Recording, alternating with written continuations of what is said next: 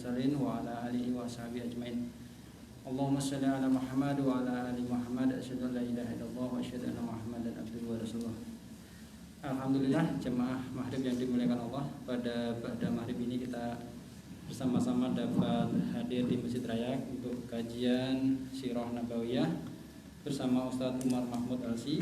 Mari kita buka kajian ini dengan bacaan basmalah. Bismillahirrahmanirrahim. Pada Ustadz waktu dan tempat kami persilakan.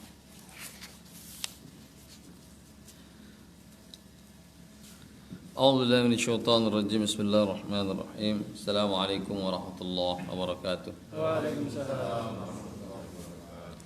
الحمد لله رب العالمين والصلاة والسلام على أشرف الأنبياء المرسلين سيدنا وحبيبنا وذخرنا ومولانا نبينا محمد صلى الله عليه وسلم وعلى آله وأصحابه ومن تبعهم بإحسان إلى يوم الدين وبعد. رب اشرح لي صدري ويسر لي أمري واحلل عقدة من لساني يفقهوا قولي.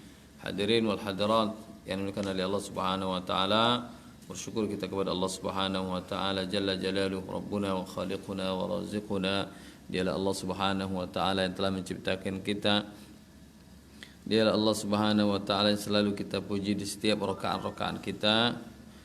Alhamdulillahirabbil alamin. Tanpa pujian ini kita tidak sah salat kita. Salam dan salam semoga tercurahkan kepada junjungan kita Nabi kita Nabi Muhammad sallallahu alaihi wasallam. Allahumma shalli ala sayyidina Muhammad wa ala ali sayyidina Muhammad, yang membimbing umat manusia yang sesat, tak punya panduan hidup, ya, kemudian diberikan oleh Allah Subhanahu wa taala melalui sang Nabi Muhammad sallallahu alaihi wasallam sehingga umat manusia mendapatkan petunjuk. Hadirin wal hadirat yang dimuliakan oleh Allah Subhanahu wa taala. Kita sambung kembali kisah Nabi kita Nabi Muhammad SAW, Siratun Nabawiyah, kisah sejarah Nabi. Kemarin sudah kita ceritakan tentang perang Khaybar.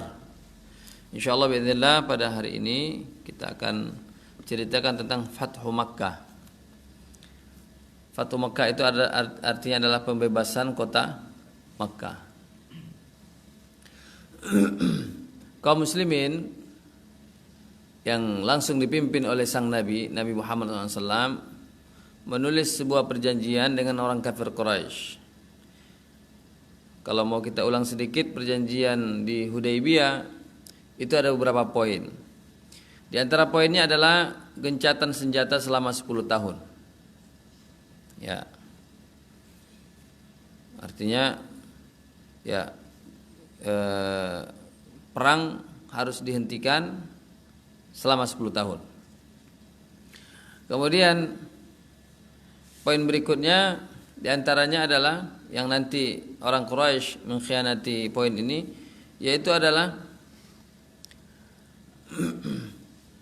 kaum atau suku yang bergabung dengan blok orang Quraisy atau kafir Quraisy, maka suku dan kaum ini bagian dari Quraisy.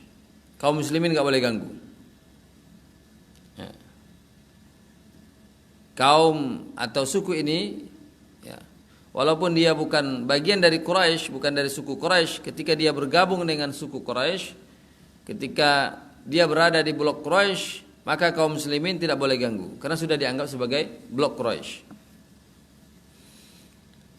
Kemudian begitu juga kalau ada satu suku atau kaum yang bergabung dengan barisan kaum muslimin, maka Quraisy nggak boleh ganggu.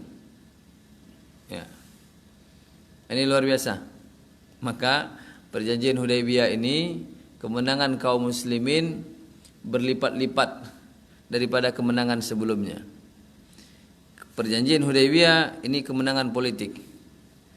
Perjanjian Hudaybiyah kemenangan dakwah. Ya. Jadi ada payungnya. Jadi suku-suku yang selama ini takut bergabung dengan kaum muslimin, dengan adanya poin ini mereka bergabung dengan kaum muslimin. Ya.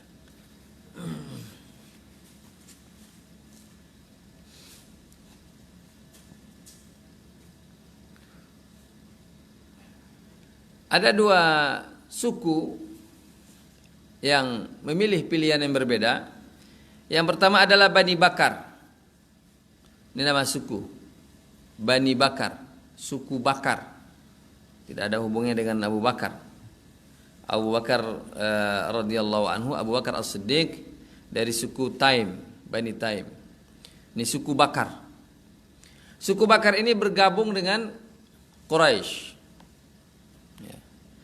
Kemudian ada suku Khuza'ah bergabung dengan kaum muslimin. Ya. Hadirin hadirat yang dimuliakan oleh Allah Subhanahu wa taala, memang sebelum mereka bergabung dengan dua blok ini, baik suku Khuza'ah dengan kaum muslimin maupun Bani Bakar dengan Quraisy, sebetulnya mereka sudah punya persaingan, ya, antara suku Khuza'ah dengan suku Bakar sudah bersaing, ya. Ada perang-perang kecil di antara mereka. Apa yang terjadi? Hadirat yang dimuliakan oleh Allah Subhanahu wa taala, setelah menentukan blok-bloknya, ya, kalau hari ini atau sebelumnya, ya, ada blok timur, ada blok barat. Indonesia ikut mana? Kita non blok, ya kan? Betul. Kita yang non blok. Bagus. Soekarno ngambil posisi non blok. Tidak timur, tidak barat. Ya, tidak komunis, tidak kapitalis. Ya, tidak Amerika, tidak juga Uni Soviet. Kita non blok. Ya, berada di tengah. Ya. Jazakallah khair. Hadirin hadirat yang dimuliakan oleh Allah Subhanahu wa taala, ya. Begitulah pada saat itu. Yang mau bergabung dengan kaum muslimin silakan, bergabung dengan Quraisy silakan. Seperti timur dan barat, gabung dengan blok Soviet silakan, gabung dengan Amerika silakan. Hari ini Amerika, Rusia mungkin, Rusia dengan Cina, Iran itu satu blok gitu ya. Kemudian Amerika dengan Uni Eropa satu blok lagi. Ya, seperti itu. Ya. Ada NATO, ya. Siapa mau ikut? Ya. Hadirin hadirat yang dimuliakan oleh Allah Subhanahu wa taala. Bani Bakar dan Bani Khuza'ah, rupanya Bani Bakar ini diam-diam memerangi Bani Khuza'ah. Ya. Dan dibantu oleh Quraisy. Di sini letak salahnya Quraisy. Ya. Jadi peperangan itu disulut kembali antara Bakar dan Khuza'ah. Ya, Bani Bakar minta bantuan kepada Quraisy. Artinya Quraisy memerangi Bani Khuza'ah yang telah bergabung dengan blok Nabi Muhammad SAW, blok Islam. Hadirin hadirat yang dimuliakan oleh Allah Subhanahu wa taala, ketika diketahui bahwasanya Quraisy bermain di sini, luar biasa. Tokoh-tokoh Quraisy takut luar biasa, ya, takut dengan sikap yang akan diambil oleh Nabi Muhammad SAW. Ya, Nabi Muhammad SAW sudah sangat dikenal tidak akan memberikan kesempatan kepada pengkhianat. Nah, itu dia luar biasa. Ya. Jadi pengkhianat gak ada tempat. Ya. Karena sebelumnya 3 suku besar Yahudi yang ada di kota Madinah, 3-3 diusir. Disebabkan khianat mereka terhadap kaum muslimin. Memang Rasulullah SAW nggak ngasih kedua kali, enggak. Ya, Bani Qainuqa, ya, diusir setelah perang Badar karena melecehkan seorang wanita muslimah di pasar Bani Qainuqa. Bani Nadir juga diusir oleh baginda Rasulullah SAW karena Bani Nadir juga berkhianat, Yahudi ini. Ya, kemudian Bani Quraidah juga diusir. Kalau Bani Nadir diusir setelah perang Uhud. Ya. Kemudian Bani Quraidah juga diusir oleh baginda Rasulullah SAW. Kalau Bani Nadir itu ingin membunuh Nabi. Ya, Nabi datang ke kampung mereka, Nabi lagi nyender di rumah mereka. Nabi sebetulnya minta bantuan pada waktu itu, minta bantuan finansial. Kenapa? Ada sahabat membunuh seseorang, ya, ini namanya qatul khati, membunuh orang yang tidak bersalah sebetulnya. Sahabat ini nganggap ini musuh. Rupanya orang ini sudah menunjukkan loyalitasnya kepada Nabi, siap bekerja sama. Tengah jalan, karena teman-teman orang ini pernah membantai para sahabat yang lain, akhirnya ada salah seorang sahabat inisiatif dibunuh. Ya, Rasulullah SAW harus membayar denda. Jadi minta kepada Bani Nadir untuk bantuan tebusan pinjaman sebetulnya. Apa yang terjadi? Malahan Bani Nadir berencana untuk membunuh Nabi. Lagi nyender di rumah salah seorang tokoh Bani Nadir, ya, para tokohnya mengatakan, menyuruh para budaknya ambil batu besar, ya, bawa ke atas, timpuk aja tuh Muhammad. Ya. Kasih kabar oleh malaikat Jibril. Selesai, Bani Nadir diusir. Begitu juga Bani Quraidah berkhianat di perang Ahzab, perang Khandaq, ya. Kerjasama dengan Quraisy, diam-diam. Diusir juga.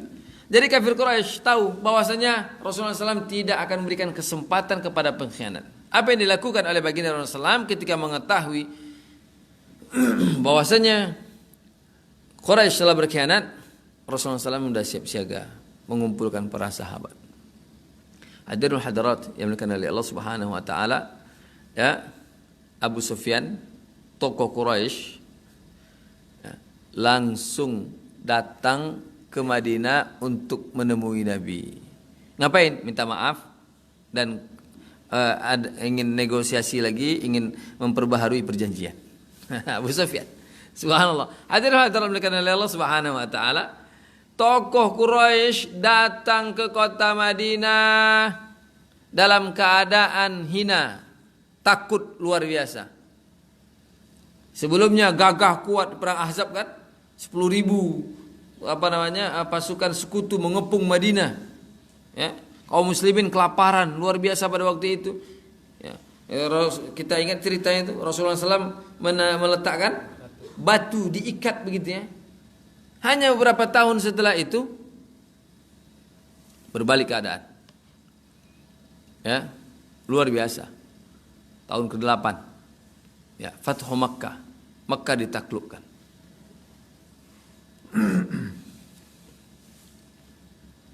Hadirin hadirat yang dimuliakan oleh Allah Subhanahu wa taala. Apa yang dilakukan oleh Abu Sufyan? Abu Sufyan ingin melobi langsung Rasulullah SAW, ingin berbicara langsung dengan Rasulullah SAW. Ya. Abu Sufyan datang menghadap Rasul, ya. Sampai di hadapan Rasul, Rasulullah SAW tidak satu kata pun mengeluarkan suara, nggak ngomong. Subhanallah.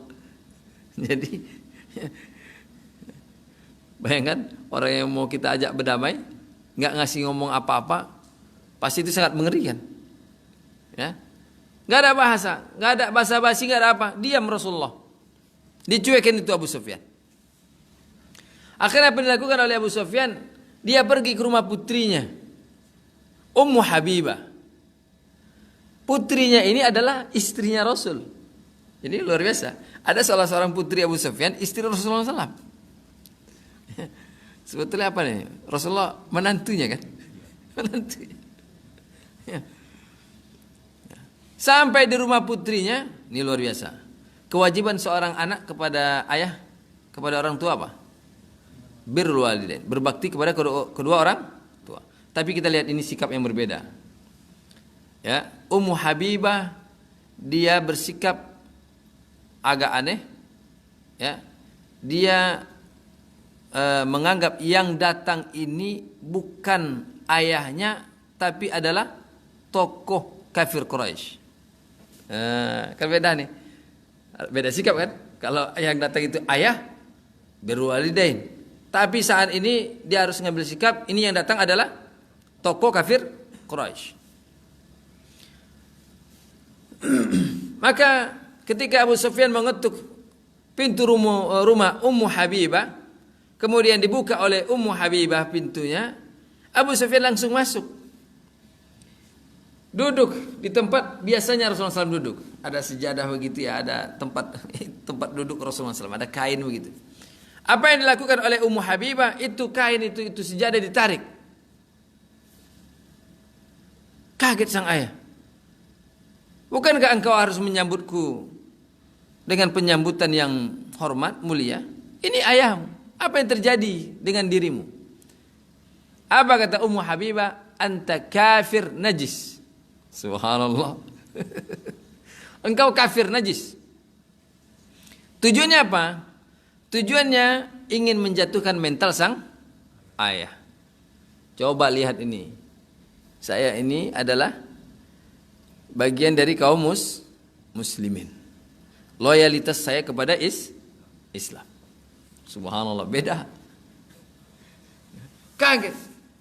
Apa kata Abu Sufyan? Wahai anakku, wahai putriku, tolong bantu ayahmu. Katakan kepada Muhammad, bicaralah dia, kita ajak negosiasi lagi. Ya? Enggak bisa ngelobi itu. Enggak bisa dilobi lagi. Sambutannya aja udah kayak gitu. Anta kafir najis.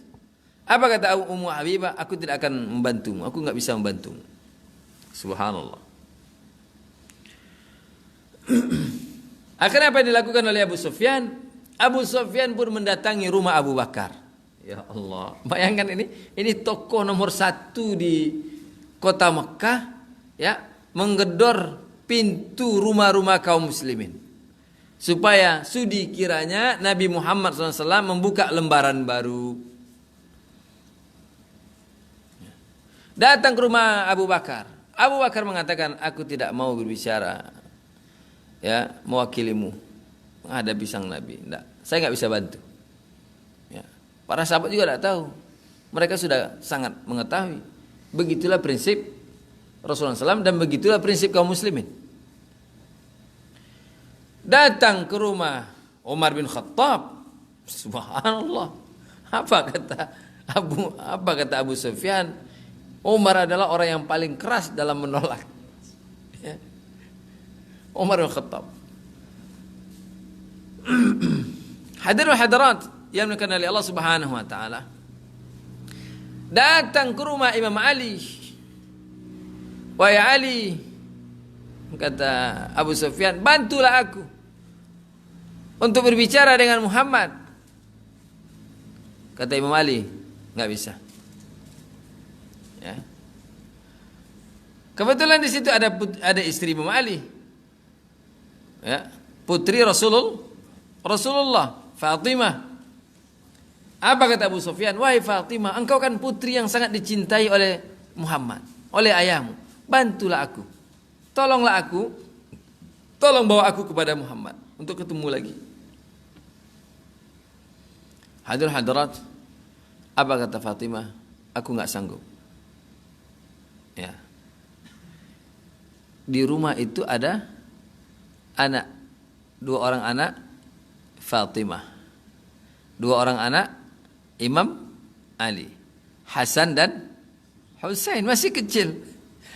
Coba lihat, seorang tokoh Quraisy, seorang tokoh kafir Quraisy mendatangi kedua orang anak kecil ini, cucu Rasulullah SAW. Apa kata Abu Sufyan? Tolonglah wahai cucunya Muhammad, bantu aku untuk ketemu dengan Muhammad. Wahai Hasan, wahai Husain. Ya Allah. Jadi bisa dibayangin tuh bagaimana suasana kebatinan Abu Sufyan. Betul-betul hancur. Takut luar biasa. Ya. Di sana ditolak, semua ditolak. Akhirnya apa yang terjadi? Abu Sufyan pulang. Ya. Pulang tidak membawa hasil apa-apa.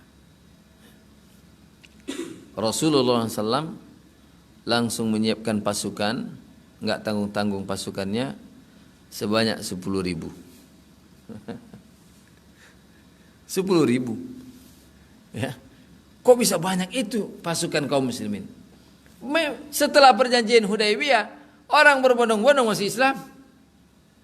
Bebas, merasa bebas, nggak ada ancaman, tekanan dari Quraisy, tekanan dari suku-suku yang lain, nggak ada ancaman. Orang masuk Islam.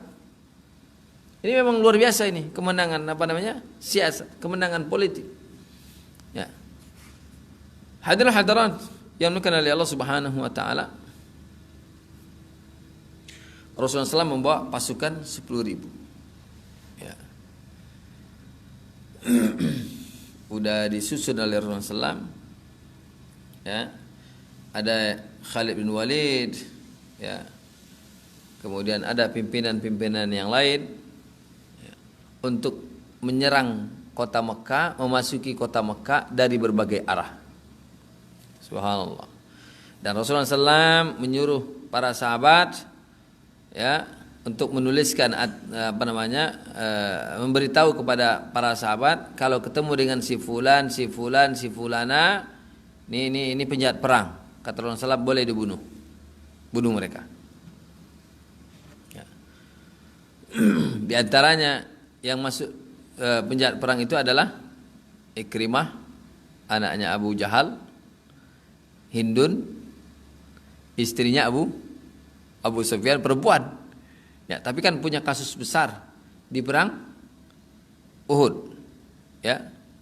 Sampai tubuh paman Rasulullah SAW, ya, Hamzah, kan dicabik-cabik, ya, dibelah dadanya, diambil hatinya, jantungnya, luar biasa, ya, digigit-gigit sama Hindun, itu jantung, hati. Hadirin wal hadirat yang dimuliakan oleh Allah Subhanahu wa taala. 10.000, jumlah yang sangat banyak, datang ke kota Mekah, membuat Mekah kacau luar biasa. Ya. Kalau mental pimpinan mereka Abu Sufyan sudah seperti ini, bagaimana dengan mental masyarakatnya? Luar biasa. Ya. Sampailah baginda Rasulullah SAW di pinggiran kota Mekah, siap untuk masuk kota Mekah.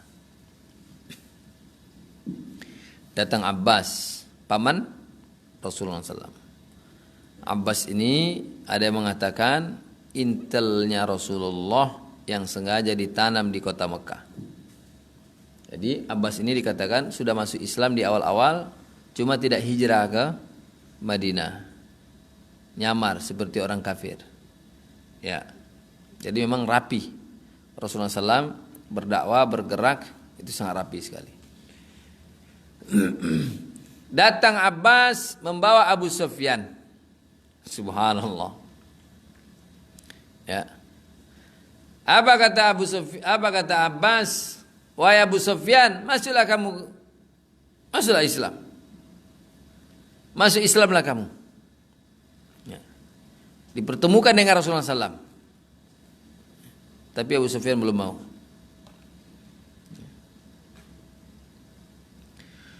Kemudian, ya, Rasulullah SAW perintahkan kepada Abbas untuk membawa Abu Sufyan di tempat yang tinggi, ya, nanti pasukan Rasulullah SAW lewat, ya, di celah itu, ya, supaya nampak itu kekuatan kaum muslimin.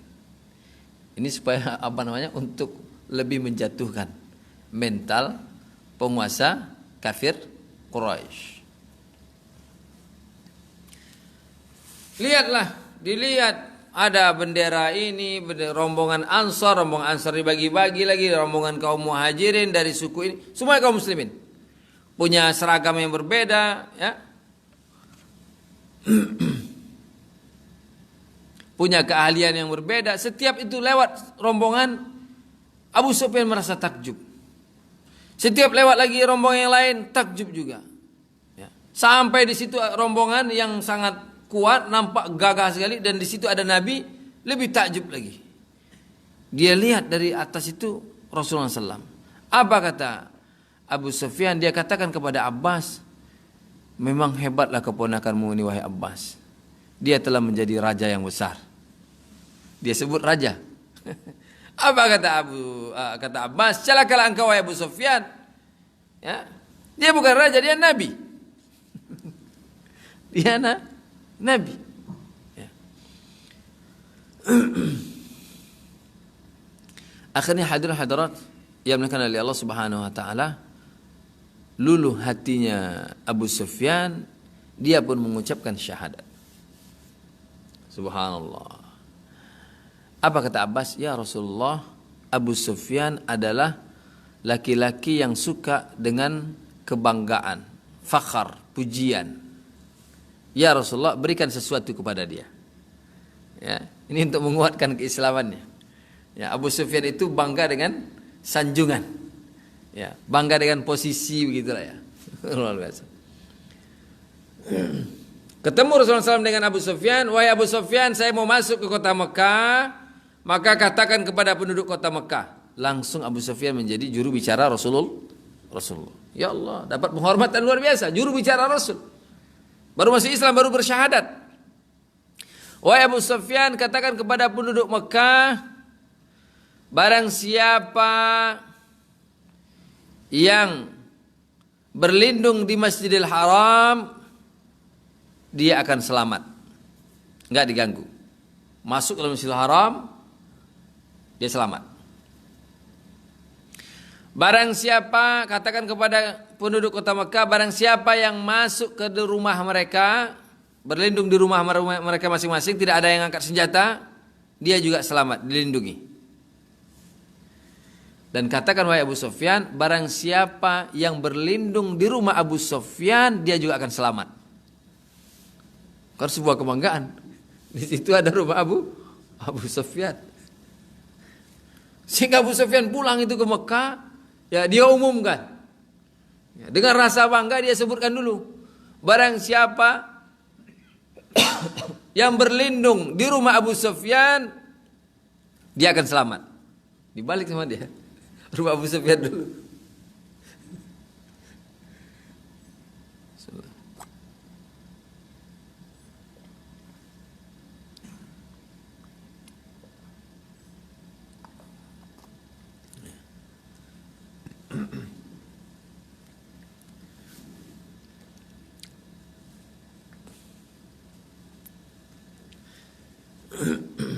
Apa kata Hindun? Datang Hindun. Apakah engkau telah Islam wahai Abu Sufyan, wahai suamiku? Celakalah engkau, emang muat rumahmu itu untuk penduduk kota Mekah? Subhanallah. Ya. Kemudian apa kata Abu Sufyan? Barang siapa yang berlindung di Masjidil Haram, dia akan selamat. Barang siapa yang masuk ke rumahnya masing-masing, dia akan selamat. Apa kata mereka? Kami enggak butuh rumahmu wahai Abu Sufyan. Ya rumah masing-masing. Rumah Masjidil Haram lebih luas. Subhanallah. Tapi dia udah merasa puas. Ada penghormatan ya kepada tokoh Quraisy. Rasulullah ambil hatinya. Ya, Rasulullah SAW jaga perasaannya. Ya, memang seni Rasulullah SAW dalam memimpin itu luar biasa, hadirin hadirat. Ya. Ada salah seorang sahabat ya ketika mau berangkat berangkat menuju Mekah ya, pasukannya ini ketika dalam perjalanan ya, sahabat ini dikasih amanah untuk menjadi komandan batalion, megang sebuah panji begitu ya. Ya. Kemudian sahabat ini melakukan kesalahan sehingga yang lain ngadu ya, supaya dipecat. Kan kritis mecat-mecat di dalam suasana seperti ini kan ya. Apa yang dilakukan oleh Rasulullah SAW memang itu karena melakukan kesalahan, memang dipecat oleh Rasulullah ya. Tapi sebagai pengganti siapa? Sebagai penggantinya anaknya. Luar biasa. Rasulullah jaga perasaannya. Komandan batalion dipecat, tapi yang menggantikan anaknya. Dia mau protes apa ya? Yang menggantikan anaknya. Hadirin hadirat yang dimuliakan oleh Allah Subhanahu wa taala. Akhirnya masuklah Rasulullah SAW ke kota Mekah. Pengecualian tadi ya. Pengecualian yang DPO, yang penjahat perang, kalau ketemu tetap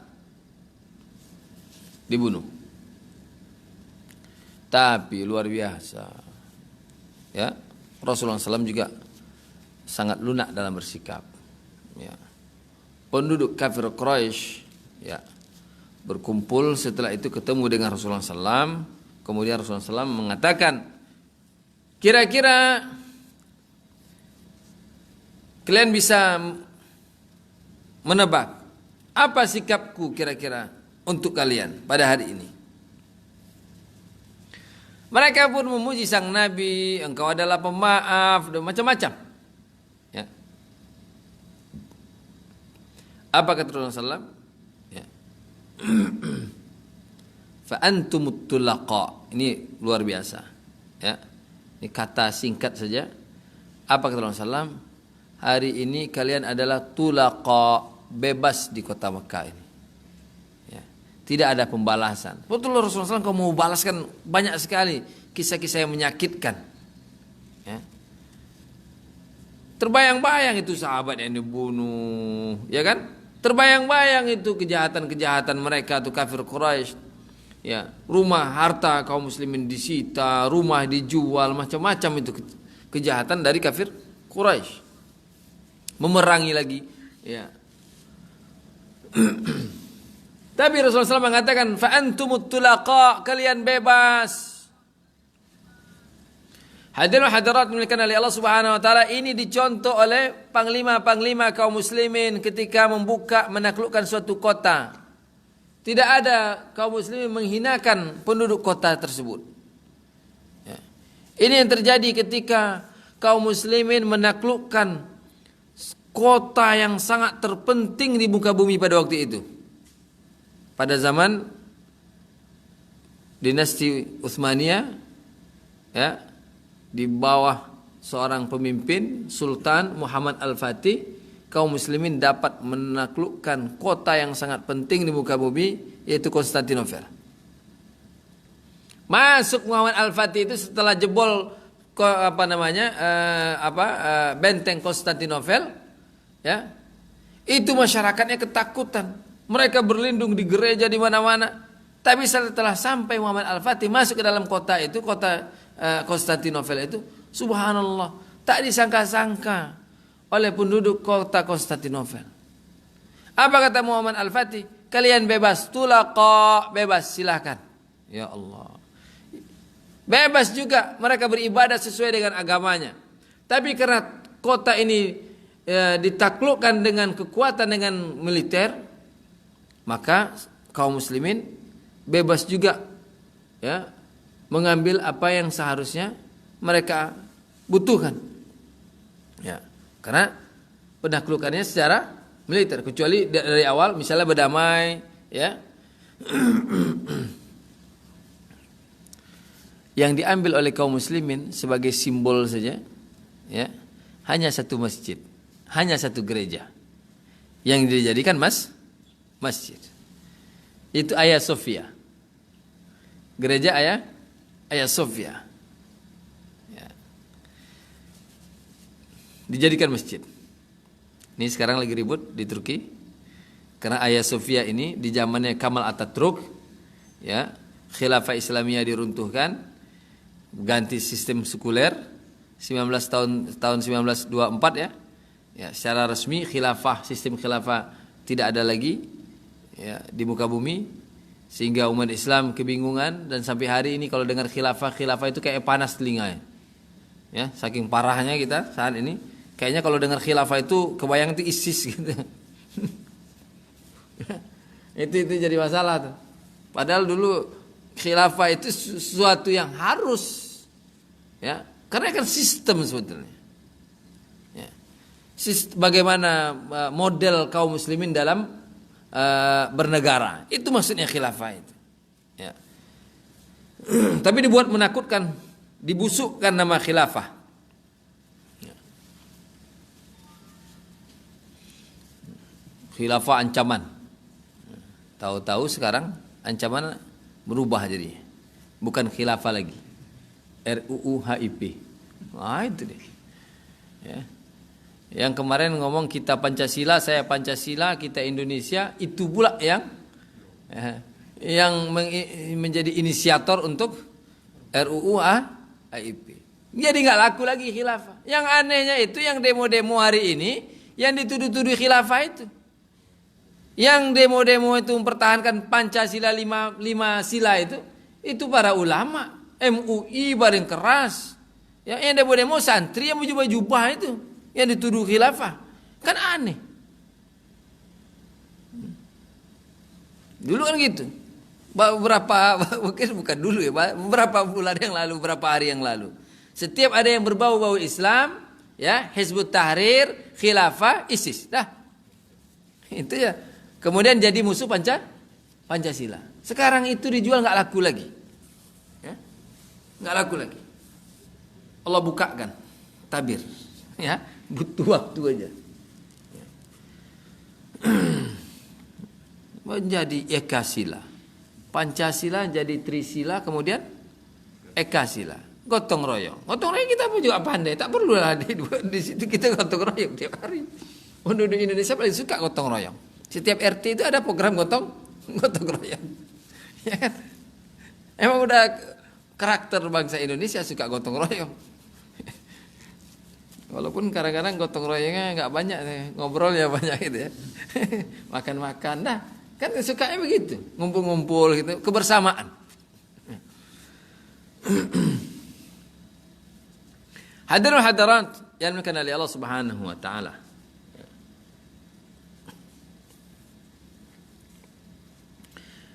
Kaget ketika Muhammad Al-Fatih mengatakan, ya, fa antumut tulaqa, kalian bebas, seperti apa yang dikatakan oleh Rasulullah SAW ketika menaklukkan Fatumah Mekah. Yang ini cuman Hagia Sophia atau Hagia Sophia. Ya.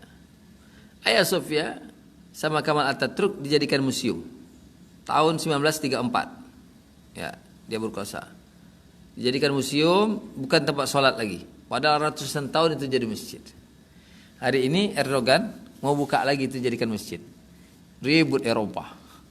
Amerika juga ribut. Ya kan? Artinya apa? Kalau dibuka lagi, suasana Islami itu muncul kembali di Turki. Itu yang mereka takutkan. Bukan apa namanya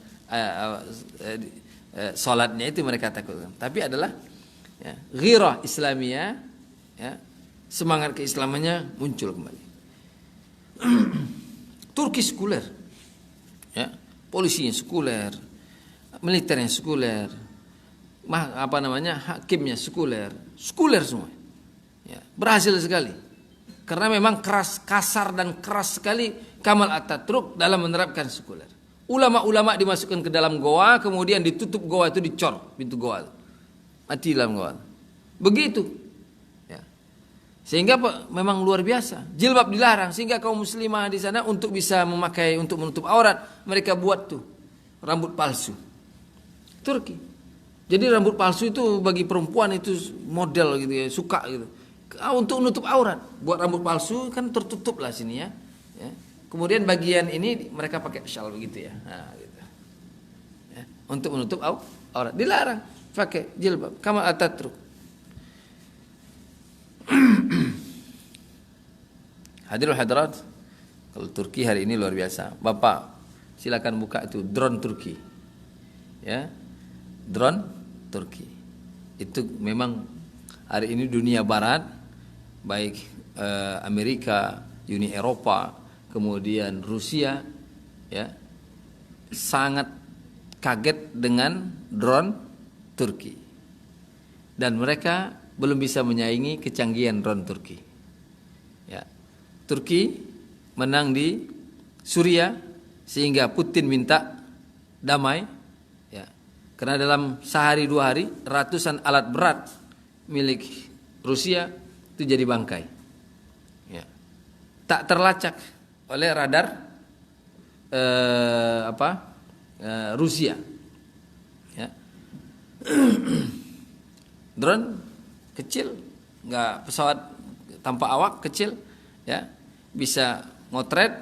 Kemudian bukan hanya motret, bukan hanya mengintai di mana tempat musuh, ya, di mana markas militer musuh, drone ini dilengkapi langsung dengan senjata. Biasanya kan pengintai saja. Nanti ada pesawat yang lain, pesawat tempur yang lain untuk menyerang. Kalau ini enggak, nampak langsung diserang. Ya. Yang canggihnya itu selain dari drone namanya Bayraktar. Yang canggih itu adalah alat yang mengacaukan sistem radar lawan, sehingga drone ini tak terlihat. Maka kalau Bapak bisa buka itu perang di Suriah dan Libya, ya Allah. Hari ini Libya, bayangkan hadirat Perancis, ya. Tiap hari sekarang itu kalau siaran Al Jazeera itu minta supaya Turki berdamai, meja perdamaian, berunding. Begitu juga Rusia minta berunding, ya. Amerika juga minta berunding. Karena Libya ini, ya, setelah Muammar Gaddafi mati, ya, kekuasaan kacau, kemudian terpilihlah namanya Siraj, ya, dan itu yang diakui oleh Majelis PBB sebagai penguasa yang resmi. Tiba-tiba datang seseorang yang namanya Khalifah Haftar. Khalifah Haftar ini adalah zaman Muammar Gaddafi. Dia salah seorang petinggi militer yang diperintahkan oleh Muammar Gaddafi untuk menyerang Chad. Nah, rupanya di Chad dia kalah perang, ditawan oleh tentara Chad. Kemudian diselamatkan oleh Amerika, dibawa ke Amerika, disimpan di Amerika 20 tahun. Ya, jadi ketika Muammar Gaddafi mati, ini dijadikan sebagai pahlawan. Dipulangkan ke Libya, jadi pahlawan besar. Tiba-tiba dia memimpin militer, jadi pimpinan militer. Udah 20 tahun absen. Ya. Kemudian dia memerangi penguasa yang sah. Ya. Seluruh wilayah Libya sudah hampir semuanya dikuasai, sampai-sampai pasukan Khalifah Haftar ini pasukan Khalifah Haftar jarak dengan ibu kota, jarak dengan Trablus, Tripoli hanya 7 kilo. Ya Allah. Ya. Hanya Tripoli saja lagi. Di saat itulah penguasa yang sah minta bantuan dengan Turki. Hadirin hadirat, hari ini berbalik luar biasa. Khalifah Haftar ini dibantu oleh Perancis, dibantu oleh Mesir, celakanya dibantu oleh Saudi, Uni Emirat Arab, dibantu oleh pasukan bayaran dari Chad, dibantu pasukan bayaran dari dari Sudan. Sudan kan kacau nih, ya. Dibantu juga oleh Rusia, terang-terangan mengirim pasukan bayarnya, pasukan bayarannya Wagner, ya. Amerika juga ikut pasukan bayarannya Blackwater, ya. Jadi luar biasa.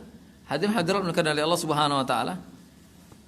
Alhamdulillah, dengan drone yang dimiliki oleh Turki hari ini, ya, senjata secanggih apapun dibawa, sekuat apapun tank-tank baja milik lawan, ya, itu enak aja tuh. Pung luar biasa. Di YouTube itu di share, ya, oleh Turki, ya, bagaimana di medan perang itu. Jadi hari ini, ya, Khalifah Haftar sudah tidak dianggap lagi. Ini lagi panas-panasnya, kapal-kapal Turki sudah siap, ya, untuk menerang. Ini mau ditaklukkan adalah kota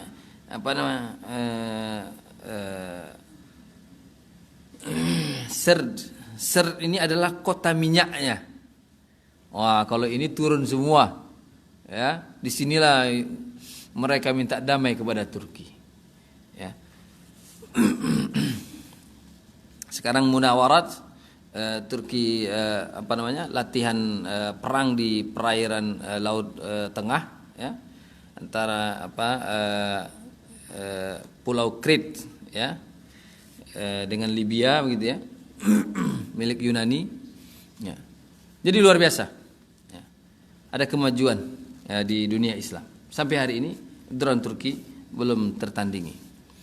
Hadirin hadirat dari Allah Subhanahu wa taala. Kembali kita kepada tadi Muhammad Al-Fatih dan subhanallah ya. Tulaqa seperti yang dilakukan oleh Rasulullah SAW juga begitu. Ya. Rasulullah SAW setelah masuk ke kota Mekah, ada sebuah tradisi di kota Mekah yang sejak Rasulullah SAW diangkat menjadi nabi sampai Rasulullah SAW menaklukkan kota Mekah, Rasulullah SAW belum bisa merubahnya. Ini penting betul bagi kita, jangan kita ingin cepat sekali berubah 100% berubah negara ini Islami penduduknya. Ya. Rasulullah SAW dengan sabar. Apa itu tradisinya? Penduduk kota Mekah, mohon maaf, baik penduduk kota Mekah maupun pendatang, diceritakan mereka tawaf tanpa berpakaian. Ini di awal sirah pernah saya sampaikan, tawaf tanpa berpakaian. Kenapa? Karena pakaian itu dianggap kotor dari harta yang tidak halal, ya kan? Jadi ketika mengelilingi Ka'bah, ya, tidak boleh ada hal-hal yang haram nempel di badan. Itu ininya itu bid'ah dolalanya itu di situ. Ya. Ajarannya tawaf, ajarannya ibadah, ajarannya haji, ajarannya umrah. Ya. Tapi dalam ajaran umrah dan haji itu dibuat itu bid'ah dolalah, luar biasa. Dan ada bisnis juga, ya. Kecuali yang mau menyewa pakaian khusus. Jadi ada pakaian disewa pakaian khusus, tinggi sewanya. Yang tak mampu, yang apa? Udah. Walaupun mereka buat jadwal juga, malam perempuan, siang laki-laki. Ya. Hadirin hadirat mungkin oleh Allah SWT. Sampai pada Rasulullah SAW menaklukkan kota Mekah itu tradisi belum bisa berubah. Yang pertama itu adalah Rasulullah SAW membersihkan Masjidil Haram, baik yang berada di sekeliling Ka'bah maupun di dalam Ka'bah maupun di sekeliling Masjidil Haram, yaitu berhala-berhala. Berhala itu dihancurkan. Saking banyaknya berhala, hadirat 360 berhala. Kecil-kecil, ada yang dalamnya hubal apa ya, maupun yang kecil-kecil. Banyak sekali. Ini menunjukkan bahwasanya ya, mereka punya kebanggaan Tuhan-Tuhan mereka sendiri. Ya, rapuh. Ya. Hadirin hadirat mungkin oleh Allah Subhanahu wa taala. Ya. Maka nanti kalau kapan ini tradisi ini hilang? Yaitu akhir hayat Rasulullah, ketika Rasulullah SAW haji. Ini kan tahun ke-8. Fatu Makkah itu tahun ke-8 Hijriah. Tahun ke-9 nanti setahun setelah itu Abu Bakar haji. Ya. Dari Madinah Rasulullah SAW berpesan kepada Abu Bakar, ya. Ya, Abu Bakar udah berangkat gitu ya. Udah duluan berangkat rombongannya, ya. Rasulullah SAW pesan kepada Imam Ali, wahai Ali, ya, tolong sampaikan pesan saya kepada Abu Bakar, susul Abu Bakar. Katakan kepada Abu Bakar, ya, katakan kepada penduduk kota Mekah, tahun depan Muhammad mau haji, maka tidak ada lagi wanita-wanita telanjang yang tawaf di Ka'bah. Ya, subhanallah. Tahun depan Muhammad mau haji, maka tidak ada yang telanjang lagi tawaf di Mekah. Hadirin hadirat demikian Allah Subhanahu wa taala, perlu tadarruj. Perlu namanya bertahap. Ya, untuk merubah sebuah kebiasaan itu perlu tahapan-tahapan, tidak spontan. Ya. Kalau kita nggak sabar, gawat. Ya, maka ada seorang ulama mengatakan, seorang dai dia mengatakan, jalan dakwah ini panjang. Ya. Ya. Tulut thariq. Jalannya panjang. Kita nggak bisa kita sekarang menanam, sekarang juga mau ngambil hasilnya. Nggak boleh. Ya. Hari ini menanam, makanya kita dalam hidup kita ini menanam terus, menumbuhkan benih-benih, ya, terus nanam. Karena musuh juga menanam. Ya. Kenapa ada tadi disebut? Karena kenapa ada muncul lagi RUU HIP itu? Ya. Ulama sangat curiga itu adalah komunis, kan begitu? Karena mereka juga nanam, makanya ada yang memperjuangkan. Ya. Nanam. Nah, sekarang kita udah menanam belum? Udah. pastikan kita juga menanam generasi yang untuk baik, ya, untuk berikan kebaikan kepada negeri ini. Ya. Mereka nanam juga mungkin diam-diam. Ya. Maka kalau mau kita berbicara tentang Soeharto, jasa Soeharto yang paling besar adalah memberangus PKI. Soeharto. Yang anehnya mau diputar balikkan. Ya. 2 menit.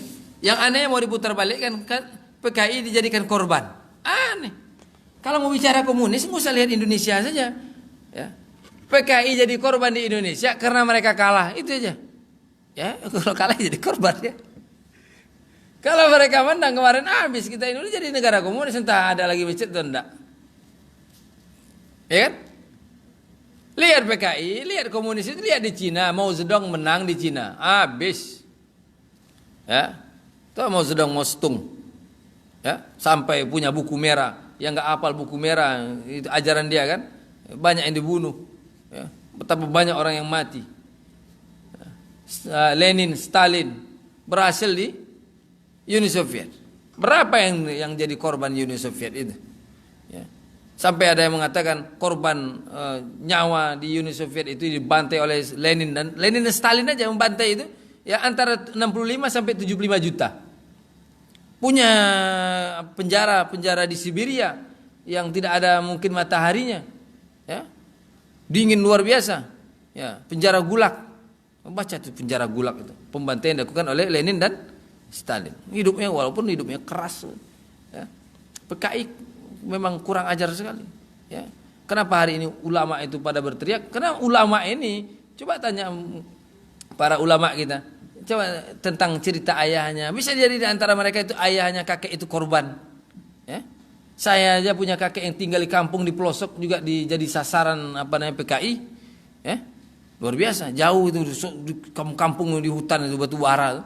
Karena ini adalah tokoh pernah belajar di Mekah, ya, pada waktu itu jadi sasaran.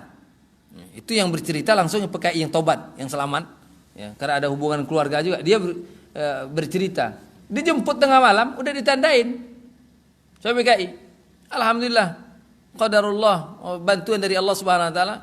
Ibu saya juga bercerita, tenang, kakek ini tenang sekali. Ya, zikir saja. Ya. Orang yang menunjukkan rumah ini, ya, sampai di malam hari di depan rumah kakek saya itu. Bingung. PKI ini bingung. Lihat. Ya. Kakek karena memang usaha juga, ya, keluar juga dari rumah panggung, ya. Kemudian sembunyi juga di bawah rumah, ya. Subhanallah. Tapi apa yang terjadi? Bantuan Allah Subhanahu wa taala luar biasa. Cerita mereka nggak jadi masuk ke rumah, rupanya mereka melihat hutan, tidak melihat ada rumah di situ, ya. Jadi yang dilihat oleh mereka adalah hutan. Luar biasa. Sasaran para ulama, sasaran, ya. Makanya para ulama yang hari ini yang begitu kuat dalam menolak RUU HIP ini karena mengarah kayaknya itu ke bau-baunya bau komunis, ya. Ya. Wallahu a'lam bishawab. Wassalamualaikum warahmatullahi wabarakatuh. Waalaikumsalam warahmatullahi wabarakatuh. Jazakumullah Ustaz. Mari kita tutup dengan bacaan hamdalah. Alhamdulillahirabbil alamin. Assalamualaikum warahmatullahi wabarakatuh.